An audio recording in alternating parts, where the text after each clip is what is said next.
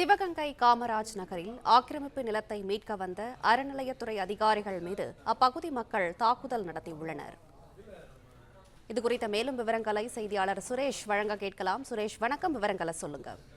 வணக்கம். சிவகங்கை மாவட்டம் சிவகங்கை அருகே உள்ள காமராஜ் நகர் பகுதியில் அறநிலைத்துறைக்கு சொந்தமான கௌரி பிள்ளையார் கோவில் இடத்தில் சுமார் 500க்கும் மேற்பட்ட வீடுகள் கட்டப்பட்டுள்ளன. இதில் முதல் கட்டமாக சுமார் 51 வீடுகளில் ஆக்கிரமிப்பு அகற்றுவதற்காக கூறப்படுகிறது. இந்த நிலையில் நீதிமன்ற உத்தரவின் அடிப்படையில் ஆக்கிரமிப்புகள் செய்யப்பட்ட வீடுகளில் உள்ள மின்சார இணைப்புகளை துண்டிக்க அன்று அறநிலைத்துறை அதிகாரிகள் காமராஜர் நகர் பகுதியில் சென்றனர். அப்போது அப்பகுதி மக்கள் மின்சாரத்தை துண்டிக்க வந்த அதிகாரிகளும் கடும் எதிர்ப்பு தெரிவித்தனர். இதனை அடுத்து இந்து அறநிலைத்துறை அலுவலர் ஒருவரை அடித்து விரட்டியது கூறப்படுகிறது. இதனை அடுத்து தகவல் இருந்து வந்த காவல்துறையினர் சம்பவ இடத்திற்கு விரைந்து சென்று தாக்குதலில் உள்ளான அறநிலைத்துறை அதிகாரிகளை பாதுகாப்பாக மீட்டு அழைத்து சென்றனர். இதனால் இப்பகுதியில் பெரும் பரபரப்பு ஏற்பட்டது. இதனை அடுத்து சிவகங்கை சட்டமன்ற உறுப்பினர் செந்தில்நாதன் பொதுமக்களுடன் அதிகாரிகளுடன் பேச்சுவார்த்தை நடைபெற்று வருகிறது. விவரங்களுக்கு நன்றி சுரேஷ்.